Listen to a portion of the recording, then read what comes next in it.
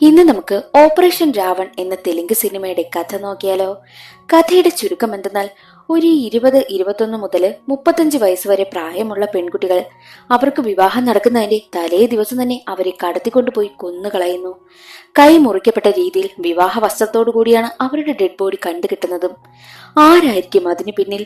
എന്തായിരിക്കും അയാൾ ഇങ്ങനെ ചെയ്യാനുള്ള ഉദ്ദേശം എന്നൊക്കെ അറിഞ്ഞാൽ നിങ്ങൾ ഞെട്ടും. എന്താണ് ആ ട്വിസ്റ്റ് എന്നൊക്കെ അറിയാൻ എങ്കിൽ നമുക്ക് വേഗം സിനിമയുടെ കഥയിലേക്ക് കടക്കാം. അതിനു മുൻപായിട്ട് വീഡിയോ കാണുന്നവർ ഒന്ന് ലൈക്ക് ചെയ്തിട്ട് കാണാൻ മറക്കരുതേ. സിനിമയുടെ തുടക്കത്തിൽ ബിന്ദു എന്നൊരു പെൺകുട്ടിയാണ് കാണിക്കുന്നത്. ബിന്ദുവിന്റെ കല്യാണ ദിവസം തന്നെ അവളെ ആരോ കടത്തിക്കൊണ്ട് വന്നിരിക്കുകയാണ്. എന്നിട്ട് അവളെ ഒരു ടേബിളിനടുത്തായിട്ട് ഇരുത്തിയിട്ട് അവളുടെ മുന്നിൽ ഒരു ചെസ് ബോർഡൊക്കെ വെച്ച് കൊടുത്തിട്ടുണ്ട്. അവളാണെങ്കിൽ എന്താണ് നടക്കുന്നതെന്ന് അറിയാൻ പറ്റാതെ ഇരിക്കുകയാണ്. ഒരു കൺസ്ട്രക്ഷൻ നടക്കുന്ന ബിൽഡിങ്ങിലേക്കാണ് ബിന്ദുവിനെ കൊണ്ടുവന്നതും. എന്നാൽ ബിന്ദുവിന്റെ ഓപ്പോസിറ്റ് ഒരു മൃഗത്തിന്റെ മുഖംമൂടിയേക്ക് ധരിച്ചൊരാൾ വന്നിരിക്കും. എന്നിട്ട് അവളോട് പറയും, ഈ ഒരു മാച്ചിൽ നീ ജയിച്ചു കഴിഞ്ഞാൽ നിനക്ക് നിന്റെ കല്യാണം നടക്കുന്ന വീട്ടിലേക്ക് പോകാം. ഇല്ല എന്നുണ്ടെങ്കിൽ നീ കാണാൻ പാടില്ലാത്ത പല കാര്യങ്ങളും പല ക്രൂര പ്രവൃത്തികളും നീ കാണേണ്ടി വരുമെന്ന് പറയുന്നു. അങ്ങനെ ബിന്ദു പേടിച്ച് അയാളോടൊപ്പം ചെസ് കളിക്കും. എന്നാൽ കഷ്ടകാലത്തിന് ബിന്ദു ആ ചെസ് കളിയിൽ തോറ്റുപോയി. ബിന്ദുവിനെ കൊല്ലുവാനായിട്ടും അയാൾ തീരുമാനിക്കും. എന്നാൽ അവിടെ നിന്ന് എങ്ങനെയെങ്കിലും രക്ഷപ്പെടണമെന്ന് കരുതി ബിന്ദു നോക്കുമ്പോഴോ അവളുടെ കാലിലാണെങ്കിൽ ചങ്ങല കൊണ്ട് ബന്ധിച്ചിരിക്കുന്നു. വേറൊരു നിവർത്തിയുമില്ലാതെ അവൾ അവിടെ നിന്ന് ഉറക്കെ കരയും. എന്നാൽ ആ മുഖംമൂടി ധരിച്ച രാക്ഷസനാണെങ്കിലോ കുറെ ആയുധങ്ങളൊക്കെ അവിടെ പറക്കി വെക്കുന്നുമുണ്ട്. അവളെ കൊല്ലുവാനായിട്ട് പോവുകയാണ്. അവളുടെ അടുത്തോട്ട് കത്തിയുമായി വരും. അവളെ കൊന്നോ ഇല്ലയോ എന്നുള്ള കാര്യങ്ങളൊന്നും കാണിക്കുന്നില്ല. അതിനുശേഷം കാണിക്കുന്നത് നായകനായ ആനന്ദിനെയാണ്. ആനന്ദ് വിദേശത്തൊക്കെ പോയി പഠിച്ചിട്ട് വന്ന് നിൽക്കുന്ന ആളാണ്. ആനന്ദ് എത്ര തന്നെ വിദേശ രാജ്യത്തൊക്കെ പോയി വലിയ വലിയ പഠിത്തങ്ങൾ പഠിച്ചെന്ന് പറഞ്ഞാലും അവന്റെ ഏറ്റവും വലിയ ആഗ്രഹം ഒരു ജേർണലിസ്റ്റ് ആവുക എന്നതായിരുന്നു. അങ്ങനെ ആനന്ദ് ഒരു ന്യൂസ് ചാനലിൽ ജോയിൻ ചെയ്യും. അതേ ചാനലിൽ തന്നെയായിരുന്നു നായികയായ അമാനിയും ജോലി ചെയ്യുന്നത്. ആനന്ദ് ആദ്യം തന്നെ അമാനിയുടെ അസിസ്റ്റന്റ് ആയിട്ടാണ് കയറുന്നതും. ഈ അമാനി ഒരു സത്യസന്ധയായ ജേർണലിസ്റ്റ് ആണ്. നാട്ടിൽ നടക്കുന്ന എല്ലാ അഴിമതികളും പുറത്തു കൊണ്ടുവരണം എന്നാണ് അവളുടെ ആഗ്രഹം. അതിനായിട്ട് അവൾ ശ്രമിക്കുന്നുമുണ്ട്. അങ്ങനെയൊക്കെ ചെയ്യുമ്പോഴും അവൾക്ക് ഒരുപാട് വിലക്കുകൾ തന്റെ ഓഫീസിൽ നിന്ന് തന്നെ നേരിടേണ്ടി വരും. അതെല്ലാം കാണുന്ന ആനന്ദിന് ഒരുപാട് സങ്കടമാകുന്നുണ്ട്. മറ്റൊരു വശത്ത് കുറച്ച് പോലീസുകാർ രാത്രി സമയത്ത് കാടിനുള്ളിലേക്ക് പ്രവേശിക്കുന്നു. അവർ പറഞ്ഞുകൊണ്ടു പോകുന്നത്, ഇതിപ്പോൾ 9ാമത്തെ കേസാ, എന്ത് ചെയ്യുമെന്നറിയത്തില്ല. വിവാഹം കഴിക്കാനിരിക്കുന്ന പെൺകുട്ടികളെ വിവാഹ തലേന്ന് തന്നെ കടത്തിക്കൊണ്ടുപോയി കൊന്നുകളയുന്നു. ഇതെല്ലാം ചെയ്യുന്നത് ഒരേ ആള് തന്നെയാണ്. ഇനി എങ്ങനെ അവനെ കണ്ടുപിടിക്കും എന്നുള്ള ടെൻഷനിലാണ് പോലീസുകാരും. അങ്ങനെ ആ ഒരു ഡെഡ് ബോഡി കിടക്കുന്ന സ്ഥലത്തേക്കും പോലീസുകാരെത്തും. നമ്മൾ കരുതുന്നത് ആദ്യം കടത്തിക്കൊണ്ടുപോയ ആ ബിന്ദുവിന്റെ ഡെഡ് ബോഡി ആയിരിക്കുമെന്നല്ലേ. പക്ഷേ അല്ല.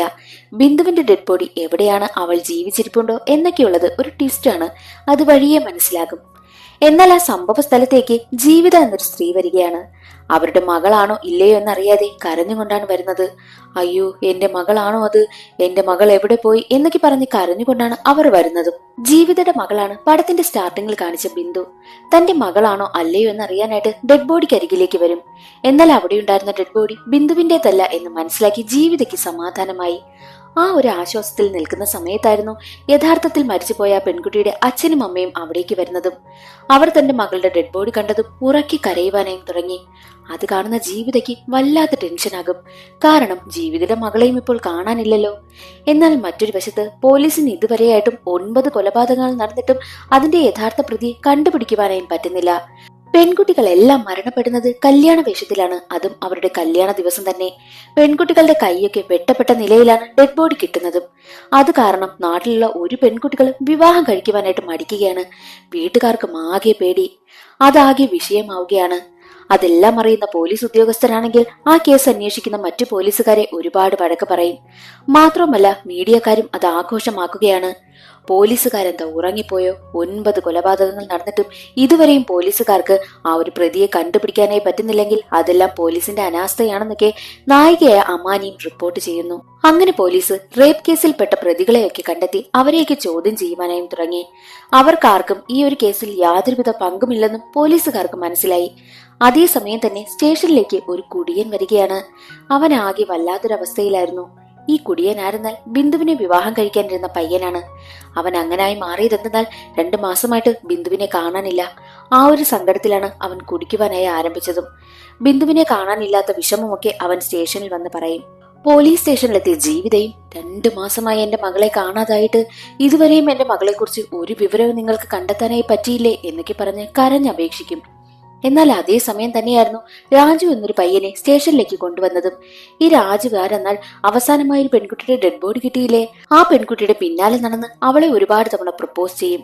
അതെല്ലാം അവൾ റിജക്ട് ചെയ്യുന്ന സമയത്തെല്ലാം നീ എന്നെ കല്യാണം കഴിക്കാതെ മറ്റൊരുത്തനെ വിവാഹം കഴിച്ചാൽ നിന്നെ ഞാൻ ഉറപ്പായും കൊല്ലും എന്നൊക്കെ അവൻ ഭീഷണിപ്പെടുത്തും.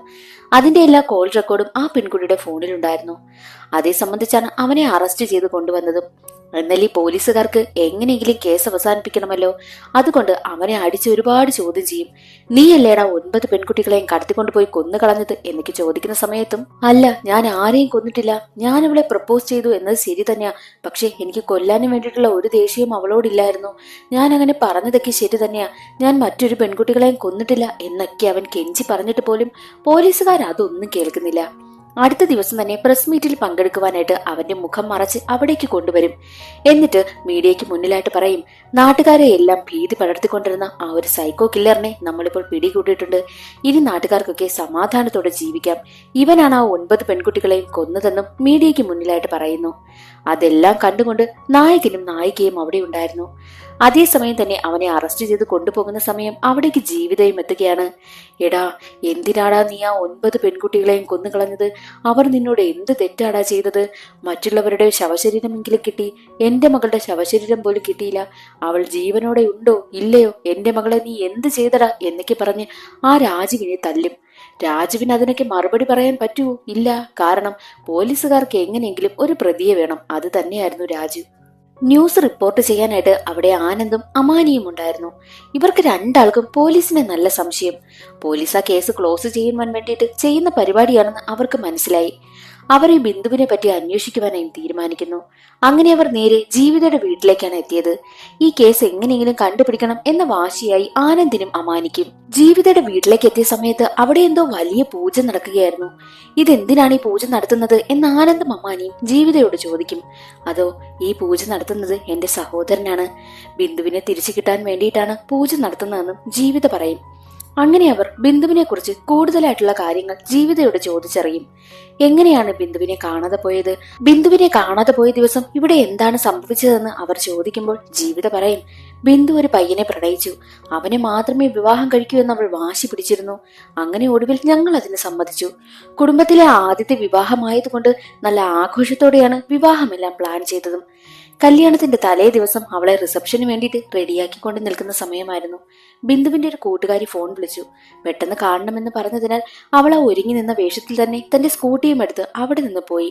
ബിന്ദു പോയിട്ട് മണിക്കൂറുകൾ കഴിഞ്ഞിട്ടും അവൾ തിരികെ വന്നില്ല. അവളെ കാണാനില്ല എന്ന കാര്യം ഞങ്ങൾക്ക് മനസ്സിലായി. ഉടനെ തന്നെ സ്റ്റേഷനിൽ പോയി കംപ്ലൈന്റ് കൊടുക്കുകയും ചെയ്തു. എന്നാൽ ബിന്ദുവിനെ കാണാതായി 2 മാസങ്ങൾ കഴിഞ്ഞിട്ടും ഒരുപാട് പെൺകുട്ടികൾ മിസ്സാവുന്ന വാർത്തയും വന്നുകൊണ്ടിരുന്നു. ബിന്ദു കാണാതായതിനും ഇതിനും പിന്നിൽ എന്തോ ഉണ്ടെന്ന് എനിക്ക് നല്ല സംശയമായിരുന്നു. കാരണം എന്തെന്നാൽ വിവാഹ ദിവസം തന്നെയാണ് പെൺകുട്ടികളെ കടത്തിക്കൊണ്ടു പോകുന്നതും വിവാഹ വേഷത്തിൽ തന്നെയാണ് പെൺകുട്ടികളുടെ ഡെഡ് ബോഡിയും കിട്ടുന്നതും. പക്ഷേ ഇതുവരെയും എന്റെ മകളെ കുറിച്ച് ഒരു വിവരവും കിട്ടിയില്ല എന്ന് പറഞ്ഞ് ജീവിത കരയും. എന്റെ മകളെ കടത്തിക്കൊണ്ടു പോയതിനും ഈ നടക്കുന്ന കൊലപാതകങ്ങൾക്കും പിന്നിൽ എന്തോ ഉണ്ടെന്ന് മനസ്സിലായത് കൊണ്ടാണ് ഞാൻ ആ സ്റ്റേഷനിൽ വന്ന് ഒരുപാട് പ്രശ്നമുണ്ടാക്കിയെന്ന് പറഞ്ഞ് ജീവിത കരയുകയാണ്. അതെല്ലാം കേട്ടുകൊണ്ടിരുന്ന ആനന്ദിനും അമ്മാനിക്കും ഒരു കാര്യം മനസ്സിലായി. എന്തെന്നാൽ ഈ പോലീസുകാർ ഇപ്പോൾ അറസ്റ്റ് ചെയ്തിരിക്കുന്ന രാജു ഉണ്ടല്ലോ, അവനല്ല യഥാർത്ഥ സൈക്കോ എന്ന് അവർക്ക് മനസ്സിലായി. ഇതിനു പിന്നിൽ മറ്റാരോ ഉണ്ട്. അയാൾ എന്തായാലും ഒളിഞ്ഞിരുന്ന് ഈ കാര്യങ്ങളെല്ലാം ഇപ്പോൾ ശ്രദ്ധിക്കുന്നുണ്ടാകും എന്ന കാര്യവും ആനന്ദിനും അമാനിക്കും മനസ്സിലായി. അന്നേ ദിവസം വീട്ടിലേക്കെത്തിയ അമാനി രാത്രിയായപ്പോൾ ഉറങ്ങുവാനായി കിടക്കും. അമാനിയെ കൂടാതെ വീട്ടിലുള്ളത് അവളുടെ മുത്തശ്ശിയായിരുന്നു. എന്നാൽ അന്ന് രാത്രി തന്നെ ആരോ അവളുടെ വീടിന്റെ വാതിലിൽ മുട്ടും. അവൾക്കാകെ ടെൻഷൻ ആകുവാനായി തുടങ്ങി. ആരെന്നറിയുവാനായിട്ട് വാതിലിന് മുന്നിലേക്ക് ചെല്ലും. എന്നാലും തുറക്കുവാനായി ഭയം. വീടിന് പുറത്ത് ആരെന്നറിയുവാനായിട്ട് അമാനി ജനൽ വഴി നോക്കും. അപ്പോൾ കാണുന്നത് പാമ്പിന്റെ ടാറ്റുള്ള ഒരു കൈയായിരുന്നു. അത് കണ്ടതും അവൾക്ക് പേടിയാകുവാനായും തുടങ്ങി. അടുത്ത ദിവസം ഓഫീസിലേക്ക് എത്തിയ അമാനി അക്കാര്യം ആനന്ദിനോട് പറയും. നമുക്ക് ഈ ഒരു കേസിൽ ഇടപെടേണ്ടെന്ന എന്റെ മനസ്സ് പറയുന്നത്, നമുക്കിത് ഇവിടം കൊണ്ട് അവസാനിപ്പിച്ചാലോ എന്ന് പറയും. എന്നാൽ അതിന് ആനന്ദ് തയ്യാറായിരുന്നില്ല. രണ്ടുപേരും റോഡിലൂടെ പോകുന്ന സമയത്ത് പാമ്പിന്റെ ടാറ്റുള്ള ഒരു കൈ കാണുന്നു. അയാളെ ഉടനെ തന്നെ ആനന്ദ് ഓടിച്ചിട്ട് പിടിക്കും. എന്നിട്ട് അയാളെ ഒരുപാട് തല്ലിയിട്ട് നീ ആരാണ്, നീയാണോ ആ സൈക്കോ എന്നൊക്കെ ചോദിക്കുന്ന സമയത്ത് താനല്ല ആ സൈക്കോ എന്ന് പറഞ്ഞിട്ട് യഥാർത്ഥത്തിൽ താൻ ആരാണെന്ന കാര്യം അയാൾ തുറന്നു പറയും. വന്നയാൾ ആരെന്നാൽ ഈ അമാനി കുറച്ച് സത്യസന്ധമായിട്ടുള്ള ജേർണലിസ്റ്റ് ആണെന്ന് പറഞ്ഞിരുന്നല്ലോ. അമാനി ഒരു രാഷ്ട്രീയക്കാരന്റെ കള്ളത്തരങ്ങളെല്ലാം പുറത്തു കൊണ്ടുവന്നിരുന്നു. അതിന് പ്രതികാരം വീട്ടുവാനായിട്ട് ആ രാഷ്ട്രീയക്കാരൻ പറഞ്ഞു വിട്ടതാണ് തന്റെ കൂട്ടാളിയെ. അങ്ങനെ സത്യങ്ങളെല്ലാം അവർക്ക് മനസ്സിലായി. എന്നാൽ മറ്റൊരു വശത്ത് ഒരു മുസ്ലിം ആയിട്ടുള്ള ഒരാളാണെങ്കിൽ തന്റെ മകളുടെ കല്യാണം വിളിക്കുവാനായിട്ട് പോലീസ് സ്റ്റേഷനിലേക്ക് വരും. ഇൻസ്പെക്ടറിന് ലെറ്ററും കൊടുത്തിട്ട് പോകുന്നു. ലെറ്റർ വാങ്ങിയ ഇൻസ്പെക്ടറാണെങ്കിൽ ഒരു വല്ലാത്ത രീതിയിൽ നോക്കിക്കൊണ്ടിരിക്കുകയാണ്. അങ്ങനെ വിവാഹ വീട് കാണിക്കുകയാണ്. അവിടെ വിവാഹ ചടങ്ങുകളൊക്കെ നടക്കും. പെൺകുട്ടിയാണെങ്കിലോ പർദ്ദയും ധരിച്ച് രാത്രി തന്റെ കാമുകനോടൊപ്പം ഫോണിൽ സംസാരിച്ചു കൊണ്ട് പോവുകയായിരുന്നു. എന്നാൽ അവളുടെ മുന്നിലേക്ക് ഒരു ചിരിക്കുന്ന മാസ്ക് ഒക്കെ ഇട്ട് ഒരാൾ വന്നു നിൽക്കും. അവളെ അവിടുന്ന് കടത്തിക്കൊണ്ടു പോവുകയും ചെയ്യുന്നു. അടുത്ത ദിവസം ആ പെൺകുട്ടിയുടെ ഡെഡ് ബോഡിയും കണ്ടെത്തുകയാണ്. അതറിയുന്ന മീഡിയക്കാരാണെങ്കിൽ പോലീസിനെ വലിച്ചു കീറും. എന്തെന്നാൽ പോലീസ് രാജുവിനെ പിടിച്ച് അകത്തിട്ടിരിക്കുകയാണല്ലോ.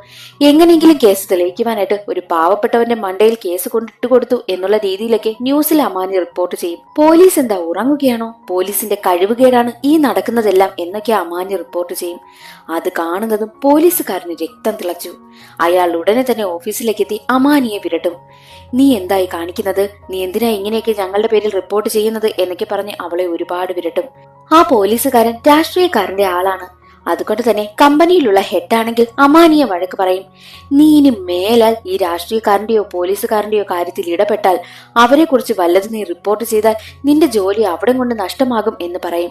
അത് കേട്ടതും അമാനിക്ക് ആകെ സങ്കടം. എന്നാൽ അവിടെയാണ് ഒരു ട്വിസ്റ്റ്. ആനന്ദ് അവിടെയുള്ള ഹെഡിനെയെല്ലാം ഒരുപാട് വഴക്ക് പറയും. അമാനിയോട് അങ്ങനെയൊക്കെ സംസാരിച്ചതിനാണ് അവൻ വഴക്ക് പറയുന്നതും. അപ്പോഴാണ് എല്ലാവർക്കും ഒരു കാര്യം മനസ്സിലാകുന്നത്. ആ ഒരു ന്യൂസ് ചാനലിന്റെ ഓണർ വിദേശത്തുള്ള ഒരാളാണെന്ന് മാത്രമേ എല്ലാവർക്കും അറിയാവൂ. അതാരാണെന്ന് ഇതുവരെയും അവരൊന്നും കണ്ടിട്ടില്ല. എന്നാൽ അത് യഥാർത്ഥത്തിൽ ആനന്ദ് തന്നെയായിരുന്നു. ആനന്ദിന്റേതാണ് ആ ഒരു ന്യൂസ് ചാനലും. ആനന്ദ് അങ്ങനെ ചെയ്തത് എന്തെന്നാൽ ഓഫീസിലുള്ളവരൊക്കെ നല്ലോണം വർക്ക് ചെയ്യുന്നുണ്ടോ, സത്യസന്ധമായിട്ടാണ് കാര്യങ്ങൾ മുന്നോട്ട് പോകുന്നത് എന്നൊക്കെ അറിയുവാൻ വേണ്ടിയിട്ടാണ് അങ്ങനെ ഒരു ടെസ്റ്റ് നടത്തിയതും. അതിലിപ്പോൾ HR പിടിക്കപ്പെട്ടിരിക്കുന്നു. HR ഉടനെ തന്നെ ജോലിയിൽ നിന്നും പറഞ്ഞു വിടുകയും ചെയ്തു. അതിനുശേഷം ആനന്ദ് നേരെ തന്റെ പ്രണയം അമാനിയോട് പറഞ്ഞു. നീയാണ് ഈ ഒരു ഓഫീസിൽ നല്ല സത്യസന്ധമായി ജോലി ചെയ്യുന്നത്. മറ്റാരും നിന്നെ പോലെ ആകില്ല. അതുകൊണ്ട് നമുക്ക് രണ്ടാൾക്കും ചേർന്ന് ഈ ഒരു ഓഫീസ് നല്ല രീതിക്ക് മുന്നോട്ട് കൊണ്ടുപോകാം. മാത്രമല്ല ആ ഒരു കേസ് നമുക്ക് തെളിയിക്കണമെന്നും അമാനിയോട് പറഞ്ഞു. അമാനിയും അവന്റെ പ്രണയത്തെ അക്സെപ്റ്റ് ചെയ്തു. രണ്ടുപേരും വിവാഹം കഴിക്കുവാനായും തീരുമാനിച്ചു. വിവാഹത്തിന്റെ ക്ഷണക്കത്ത് അവൾ എല്ലാവർക്കും കൊണ്ടു കൊടുക്കുവാനായി പോവുകയാണ്. അവൾ ആദ്യം പോയത് ഒരു ഡോക്ടറിനടുത്തായിരുന്നു, അവളുടെ പരിചയക്കാരനായ ഡോക്ടർ. എന്നാൽ ഡോക്ടറിനെ കാണുവാനായിട്ട് ജീവിതയും ജീവിതയുടെ സഹോദരനും ഉണ്ടായിരുന്നു. അവർക്കും അവൾ ലെറ്റർ കൊടുത്തിട്ട് അവിടെ നിന്ന് നേരെ പോയത് ഒരു കോഫി ഷോപ്പിലേക്കായിരുന്നു. അമാനിയെ നിരീക്ഷിച്ചും കൊണ്ട് ആ ഒരു പോലീസ് ഇൻസ്പെക്ടറും അവിടെയുണ്ട്. അമാനി തന്റെ ചെവിയിൽ ഒരു ഹെഡ്സെറ്റ് വെച്ചിട്ടുണ്ടായിരുന്നു. അവളുടെ കോളിൽ ആനന്ദും ഉണ്ടായിരുന്നു. ആനന്ദിനോട് പറയും, ഡാ, ആ ഒരു പോലീസ് ഇൻസ്പെക്ടർ എന്നെ തന്നെ നോക്കിക്കൊണ്ടിരിക്കുന്നു. എനിക്ക് തോന്നുന്നത് അയാളായിരിക്കും ആ ഒരു സൈക്കോ എന്ന്. അയാളാകും മിക്കവാറും പെൺകുട്ടികളെയൊക്കെ കടത്തിക്കൊണ്ടുപോയി കൊല്ലുന്നത്. എന്നെയും അതുപോലെ കടത്തിക്കൊണ്ടു പോകുമോടാ എന്നൊക്കെ അവനോട് ചോദിക്കും. ആനന്ദ് പറയുന്നത്, നീ ടെൻഷൻ ആകണ്ട, നീ ഉടനെ തന്നെ ആ ഒരു കോഫി ഷോപ്പിൽ നിന്നും പുറത്തേക്ക് വരുവാനായും പറഞ്ഞു.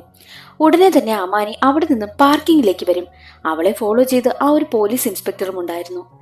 അതേ സമയം തന്നെ അവളുടെ കാറിന് അടുത്തുള്ള കാറിൽ നിന്നും ഒരു മാസ്ക് ഇട്ടൊരാൾ പുറത്തേക്ക് വന്നിട്ട് അവളുടെ മുഖത്ത് പൊത്തിപ്പിടിക്കും. അവളാണെങ്കിൽ അവനെ എങ്ങനെയെങ്കിലും തള്ളിക്കളയുവാനായി നോക്കും. എന്നാൽ അതേ സമയം തന്നെ അവൻ അവന്റെ കാറിന്റെ ഡിക്കിയിലേക്ക് അവളെ എങ്ങനെയോ വലിച്ചിഴച്ച് കൊണ്ടുപോവുകയാണ്.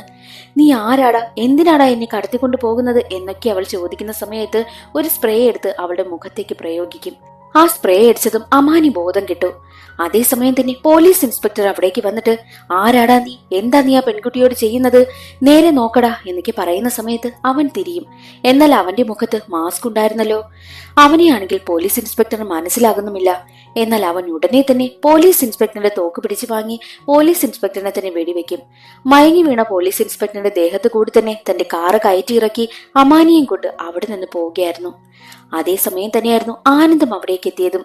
എന്നാൽ ആനന്ദ് വരുന്നതിന് മുൻപ് തന്നെ അമാനിയെ കൊണ്ടുപോയി. അമാനിയെ തനിക്ക് രക്ഷിക്കാനായില്ലല്ലോ എന്ന സങ്കടത്തിൽ നിൽക്കുകയായിരുന്നു ആനന്ദ്. ആനന്ദ് ഉടനെ തന്നെ ഉയർന്ന ഉദ്യോഗസ്ഥരെയൊക്കെ വിവരം അറിയിക്കും. ഒരു പോലീസുകാരനെ കൊന്നിട്ട് ആ സൈക്കോ കടന്നു കളഞ്ഞിരിക്കുന്നു. എത്രയും വേഗം അവനെ കണ്ടെത്തണമെന്നും അവർ തീരുമാനിക്കും. കൺട്രോൾ റൂമിലൊക്കെ വിവരം അറിയിച്ചു. CCTV ഫുട്ടേജും ഒക്കെ ചെക്ക് ചെയ്തു. പക്ഷേ എന്നിട്ടും ഒരു വിവരവുമില്ല. എന്നാൽ അതേസമയം തന്നെ ഡിക്കിക്കുള്ളിൽ കിടക്കുന്ന അമാനിയാണ് കാണിക്കുന്നത്. അമാനിക്ക് ബോധം വന്നു. പക്ഷേ അവൾക്കാണെങ്കിൽ ഒന്നും തന്നെ കാണാനായും പറ്റുന്നില്ല. നല്ല ഇരുട്ടായിരുന്നു. എന്ത് ചെയ്യുമെന്നറിയാതെ നിൽക്കുന്ന സമയത്തായിരുന്നു അവൾ അവളുടെ പോക്കറ്റിൽ ഫോൺ കിടക്കുന്ന കാര്യം ഓർത്തത്. ഫോൺ എടുത്ത് അവൾ ഉടനെ തന്നെ ആനന്ദിനെ വിളിക്കും. ആനന്ദിനോട് അവൾ കാര്യം പറയും. എടാ, എന്നെ ഒരു മുഖംമൂടിയിട്ടാൽ തട്ടിക്കൊണ്ടു പോവുകയാണ്. ഞാനിപ്പോൾ കാറിന്റെ ഡിക്കിയിലാണുള്ളത്. എനിക്ക് എന്ത് ചെയ്യണമെന്നറിയില്ല. അയാൾ എന്നെ ഉറപ്പായും കൊല്ലും എന്നൊക്കെ അവൾ പറഞ്ഞ് കരയും. ആനന്ദ് പറയും, നീ ഭയപ്പെടണ്ട. ആ കാറിലുള്ള ലൈറ്റ് നീ തള്ളി പുറത്തേക്കിട്. എന്നിട്ട് അവിടെ നിന്ന് കൈ പുറത്തിട്ട് നാട്ടുകാരോട് ഹെൽപ്പ് ചോദിക്കുവാനായും പറഞ്ഞു. അമാനി അതുപോലെയൊക്കെ ചെയ്യും. പക്ഷേ അതൊരു വിജനമായ റോഡിലൂടെയായിരുന്നു കാറ് പൊയ്ക്കൊണ്ടിരുന്നതും. എന്നാൽ അതൊന്നും അറിയാതെ ആനന്ദ് പറയും, എങ്കിലൊരു കാര്യം ചെയ്യും, നിന്റെ കൈവശം എന്തെങ്കിലും തുണിയുണ്ടെങ്കിൽ അതെടുത്ത് അതുവഴി പുറത്തിട്ട് ഹെൽപ്പ് ചോദിക്കുവാനായും പറഞ്ഞു. അവൾ അതുപോലെ ചെയ്തു. എന്നിട്ടും ഒരു രക്ഷയുമില്ല. കാറിനുള്ളിൽ ഒരു പെയിന്റ് കുപ്പി ഇരിക്കുന്ന കാര്യം അമാനി പറയും. അതെടുത്ത് റോഡിലൂടെ ഒഴിക്കുവാനായും ആനന്ദ് പറഞ്ഞു. അതും അവൾ ചെയ്തു. എന്നിട്ടും ഒരു രക്ഷയുമില്ല. അതേസമയം തന്നെ ആനന്ദ് ഒരു വനിതാ പോലീസിനെ വിവരം അറിയിക്കും. തന്റെ കോളിൽ അമാനിയുണ്ടെന്നും അവൻ പറയുകയാണ്. ഉടനെ തന്നെ ആ വനിതാ പോലീസ് അവളുള്ള ലൊക്കേഷൻ അവൻ അയച്ചു കൊടുത്തു. എത്രയും വേഗം അമാനിയെ ചെന്ന് കണ്ടുപിടിക്കുവാനായിട്ട് വനിതാ പോലീസ് പറഞ്ഞു. പോലീസ് അയച്ചു കൊടുത്ത ലൊക്കേഷൻ ഫോളോ ചെയ്ത് പോവുകയായിരുന്നു ആനന്ദ്. അതേസമയം തന്നെ സൈക്കോയ്ക്ക് പോലീസ് അവിടെ ചെക്കിങ് നടത്തുന്ന കാര്യങ്ങളെല്ലാം മനസ്സിലായി. എന്നാൽ അവളുടെ കയ്യിൽ വല്ല ഫോണൊക്കെ ഉണ്ടോ എന്ന് ചെക്ക് ചെയ്ത് അവനാണെങ്കിൽ ഫോണും കിട്ടുകയാണ്. ഉടനെ തന്നെ ആ ഫോൺ റോഡിൽ ഉപേക്ഷിച്ചിട്ട് വീണ്ടും കാറും എടുത്തു പോകും. പോലീസിന്റെ ചെക്കിങ് കൂടി വരുന്നത് മനസ്സിലാക്കിയ സൈക്കോയാണെങ്കിൽ എങ്ങനെയെങ്കിലും അവിടെ നിന്ന് രക്ഷപ്പെടണമെന്നും തീരുമാനിക്കും. അപ്പോൾ അവൻ അവിടെ ഒരു കണ്ടെയ്നർ കണ്ടു. അതേസമയം തന്നെ അമാനി തന്റെ കയ്യിലുണ്ടായിരുന്ന ആഭരണങ്ങളും വളകളും എല്ലാം റോഡിൽ ഉപേക്ഷിച്ചാണ് വന്നത്. അടുത്തുണ്ടായിരുന്ന കണ്ടെയ്നറിൽ സൈക്കോയാണെങ്കിൽ കാറും കൊണ്ട് കയറ്റും. എന്നിട്ട് കണ്ടെയ്നർ അവിടെ നിന്ന് പോവുകയായിരുന്നു. അതേ സ്ഥലത്ത് തന്നെയായിരുന്നു ആനന്ദും എത്തുന്നത്. ആനന്ദ് ഉടനെ പോലീസിനെ വിളിച്ചിട്ട് അവളെ കണ്ടെത്തുവാനായി പറ്റിയില്ല എന്നുള്ള കാര്യങ്ങളൊക്കെ പറഞ്ഞുകൊണ്ട് നിൽക്കുന്ന സമയം തന്നെ റോഡിൽ കിടക്കുന്ന അമാനിയുടെ ആഭരണങ്ങളൊക്കെ കാണുന്നു. അപ്പോൾ അവൻ നോക്കുമ്പോൾ ആ കണ്ടെയ്നർ അവിടെ നിന്ന് പോവുകയായിരുന്നു. അപ്പോൾ ആ കണ്ടെയ്നറിനുള്ളിൽ മിക്കവാറും അമാനി കാണും. അതിനുള്ള സൂചനയായിരിക്കും അവൾ തനിക്ക് തന്നിട്ടുണ്ടാവുക എന്ന് ആനന്ദിന് മനസ്സിലായി. ആനന്ദ് ഉടനെ തന്നെ ബൈക്കും എടുത്ത് ആ ഒരു കണ്ടെയ്നറിനെ ഫോളോ ചെയ്തു പോകും. ഒരു ഘട്ടത്തിൽ കണ്ടെയ്നറിൽ അവൻ കയറി പറ്റി. പക്ഷേ കണ്ടെയ്നർ ഓടിക്കുന്നത് സൈക്കോ തന്നെയായിരുന്നു. ഒരു ഘട്ടത്തിൽ ആനന്ദിനെ കണ്ടെയ്നറിൽ നിന്നും സൈക്കോ തള്ളിവിടും. എന്നിട്ട് ആ കണ്ടെയ്നറുമായി ഒരു ഒഴിഞ്ഞ ബിൽഡിംഗിലേക്കാണ് പോകുന്നതും. അമാനിയെ അവിടെ നിന്ന് കൂട്ടിക്കൊണ്ടു പോകുന്ന സമയത്ത് അമാനി പറയുന്നുണ്ട്, എന്നെ വെറുതെ വിടണം. നാളെ എന്റെ വിവാഹമാണ്. ഞാനൊരു അച്ഛനും അമ്മയും ഇല്ലാത്ത പെൺകുട്ടിയാണ്. എന്നെ ദയവ് ചെയ്ത് കൊല്ലരുത് എന്നൊക്കെ അവൾ പറഞ്ഞ് കെഞ്ചുന്നുണ്ട്. എന്നാൽ അയാൾ പറഞ്ഞത്, ബിന്ദു വാ ബിന്ദു, എന്തിനാ നീ എന്നെ പേടിക്കുന്നത് എന്നൊക്കെയായിരുന്നു. ഈ ബിന്ദു ആരെന്നാൽ മൂവിയുടെ സ്റ്റാർട്ടിങ്ങിൽ ഒരു പെൺകുട്ടിയെ കടത്തിക്കൊണ്ടു പോയത് കാണിച്ചില്ലേ, ജീവിതയുടെ മകൾ, അവൾ തന്നെയാണ് ബിന്ദു. എന്നിട്ട് അയാൾ അമാനിക്ക് മുന്നിലേക്ക് മുഖം മൂടി അഴിച്ചു കാണിക്കും. അപ്പോഴാണ് കഥയിലൊരു ട്വിസ്റ്റ്. ആ ഒരു സൈക്കോ മറ്റാരുമല്ല, ജീവിതയുടെ സ്വന്തം സഹോദരനായ കണ്ണൻ തന്നെയായിരുന്നു. നീ ഇപ്പോൾ എന്നോടൊപ്പം ഇരുന്ന് ചെസ് കളിക്കണം. ഈ ചെസ്സിൽ നീ തോറ്റാൽ നീ മരണപ്പെടും. ഇല്ല എന്നുണ്ടെങ്കിൽ നിന്നെ ഞാൻ വെറുതെ വിടാമെന്ന് പറയുന്നു. പക്ഷെ ചെസ് കളിക്കുന്നതിന് മുൻപ് നീ പട്ടുസാരി അണിഞ്ഞു വേണം വരാനെന്നും പറഞ്ഞ് ഒരു പട്ടുസാരിയും കൊടുത്തു. എന്നാൽ പട്ടുസാരി ഉടുക്കാനായിട്ട് പോയി അമ്മാനി ചെയ്തത് എന്തെന്നാൽ അവളുടെ കൈവശം ഒരു ചെറിയ ചിപ്പുണ്ടായിരുന്നു. അത് അവളുടെ ദേഹത്ത് കണക്ട് ചെയ്യും. അങ്ങനെ ആനന്ദിനും അവളുള്ള ലൊക്കേഷൻ കണ്ടെത്തുവാനായും പറ്റും. അത് ചെയ്തിട്ടാണ് അവൾ നേരെ ചെസ് കളിക്കുവാനായും വന്നിരുന്നത്. ഈ 9 പെൺകുട്ടികളെയും കടത്തിക്കൊണ്ടുപോയി ക്രൂരമായി കൊന്നുകളഞ്ഞത് കണ്ണൻ തന്നെയായിരുന്നു. അതിനു പിന്നിൽ അവനൊരു കാരണമുണ്ട്. എന്തെന്നാൽ കണ്ണന്റെയും ജീവിതയുടെയും അച്ഛനും അമ്മയും മരണപ്പെട്ടതിനു ശേഷം കണ്ണനെ നന്നായി വളർത്തിയത് ജീവിത തന്നെയായിരുന്നു. ഒരമ്മയുടെ സ്ഥാനത്ത് നിന്നാണ് ജീവിത അവനെ വളർത്തിയതും. പിന്നീട് ജീവിത വിവാഹമൊക്കെ കഴിഞ്ഞ് അവൾക്കൊരു കുഞ്ഞ് ജനിച്ചു. അതായിരുന്നു ബിന്ദു. എന്നാൽ കണ്ണന്റെ ഏറ്റവും വലിയ ലക്ഷ്യം എന്തെന്നാൽ വലുതായി കഴിഞ്ഞതിന് ശേഷം ബിന്ദുവിനെ വിവാഹം കഴിക്കണമെന്നായിരുന്നു. ജീവിതയുടെ ഭർത്താവ് മരണപ്പെട്ടതിനു ശേഷം ജീവിത ജോലിക്ക് പോയിട്ടാണ് കണ്ണനെയും ബിന്ദുവിനെയും വളർത്തിയത്. ജീവിത ജോലിക്ക് പോകുന്ന സമയമെല്ലാം കണ്ണൻ ബിന്ദുവിനെ നന്നായി നോക്കും. അവളെ ചിരിപ്പിക്കുവാൻ വേണ്ടിയിട്ട് അവൻ മുഖത്തേക്ക് മാസ്കൊക്കെ ധരിച്ച് അവളെ ഒരുപാട് കളിപ്പിക്കുമായിരുന്നു. എന്നാൽ ബിന്ദു വളർന്ന് വലിയ കുട്ടിയായി. അവൾ കോളേജിൽ പോകുന്ന പ്രായമായി. അവളാണെങ്കിൽ പാവാടയും ഉടുപ്പുമൊക്കെ മാറ്റിയതിനു ശേഷം പിന്നീട് ജീൻസും ടോപ്പും ഒക്കെ ധരിക്കുന്നു. പക്ഷെ അതൊന്നും കണ്ണൻ ഒട്ടും ഇഷ്ടമാകുന്നതേയില്ല. ജീവിതയുടെയും ആഗ്രഹം അവൾക്ക് വിവാഹപ്രായമാകുന്ന സമയത്ത് കണ്ണനെ കൊണ്ട് വിവാഹം കഴിപ്പിക്കണമെന്നായിരുന്നു. ആ ആഗ്രഹം ജീവിത തന്റെ മകളോടും പറഞ്ഞു. പക്ഷെ ബിന്ദുവിന് തന്റെ കൂടെ പഠിച്ചൊരു പയ്യനെ ഇഷ്ടമായിരുന്നു. അക്കാര്യം അവൾ കണ്ണനോട് പറയും. മാമൻ ഈ വിവാഹത്തിൽ നിന്നും പിന്മാറണം. എനിക്കെന്റെ കൂട്ടുകാരനെ ഇഷ്ടമാണ്. മാമൻ അതുകൊണ്ട് എന്നെ ഇഷ്ടമല്ല എന്ന് അമ്മയോട് തുറന്നു പറയണം. എനിക്ക് ഈ കാര്യം അമ്മയോട് പറയാൻ പറ്റില്ല എന്നും പറഞ്ഞു. അവളുടെ നിർബന്ധപ്രകാരം മനസ്സില്ലാ മനസ്സോടെ കണ്ണൻ അങ്ങനെ തന്റെ സഹോദരിയോട് പറഞ്ഞു, എനിക്ക് ഇവളെ ഇഷ്ടമല്ല, എനിക്കിവളെ വിവാഹം കഴിക്കാനും താല്പര്യമില്ല എന്ന് പറയും. അത് കേട്ട് ജീവിതയ്ക്കും സഹിക്കാനായില്ല.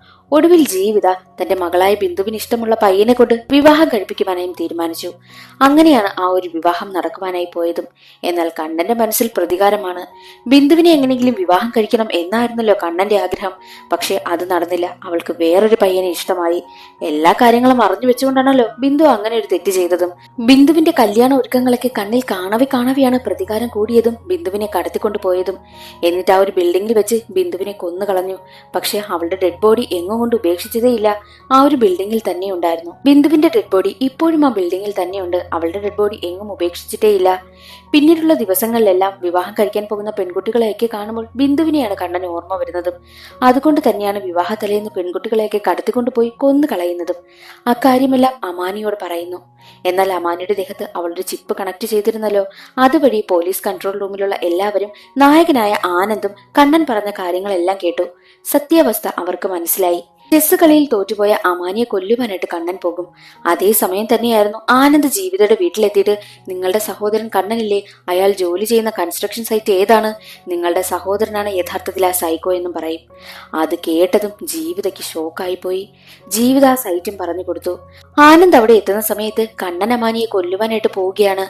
ആനന്ദ് കണ്ണനെ തടയുകയും അവിടെ വെച്ച് വലിയൊരു ഫൈറ്റ് തന്നെ നടക്കും. എന്നാൽ അവിടേക്ക് ജീവിതയും എത്തും. എന്നാൽ ജീവിതം അവിടെ കാണുന്ന കാഴ്ച അവരെ തളർത്തുന്നതായിരുന്നു. എന്തെന്നാൽ കഷ്ടപ്പെട്ട് പെറ്റ് വളർത്തി വലുതാക്കിയ തന്റെ മകളുടെ ശവശരീരം അഴുകിയ നിലയിലാണ് അവിടെ വെച്ച് അവർ കണ്ടത്. അവർക്ക് ആ കാഴ്ച താങ്ങാനായി പറ്റിയില്ല. എന്നാൽ അതേസമയം തന്നെ കണ്ണനാണെങ്കിൽ ആനന്ദിനെയും അമാനിയെയും കൊല്ലുവാനായിട്ട് പോകും. ആനന്ദിനെയും അമാനിയെയും കൊല്ലുവാനായിട്ട് പോകുന്ന കണ്ണനെ കണ്ട ജീവിതയാണെങ്കിൽ ഉടനെ തന്നെ അവിടെ നിന്ന് എഴുന്നേറ്റ് പോയി കണ്ണനെ കൊന്നുകളയും. തന്റെ മകളെ കൊന്ന, ഇത്രയും 9 പെൺകുട്ടികളെ കൊന്ന കണ്ണനെ സ്വന്തം സഹോദരി തന്നെ കൊലപ്പെടുത്തി. അവിടെ നിന്നും ആനന്ദും അമാനിയും രക്ഷപ്പെട്ടു പോവുകയും ചെയ്തു. അതോടുകൂടി സിനിമയുടെ കഥ അവിടെ അവസാനിക്കുകയാണ്. ഇന്നത്തെ വീഡിയോ എല്ലാവർക്കും ഇഷ്ടമായെന്ന് കരുതുന്നു. ഇഷ്ടമായാൽ ഒന്ന് ലൈക്ക് ചെയ്ത് സപ്പോർട്ട് ചെയ്യാനും ചാനൽ ഇഷ്ടമായാൽ സബ്സ്ക്രൈബ് ചെയ്യാനും മറക്കരുതേ. അടുത്തൊരു സിനിമയുടെ കഥയിൽ കാണാം. അതുവരെ എല്ലാവർക്കും ബൈ.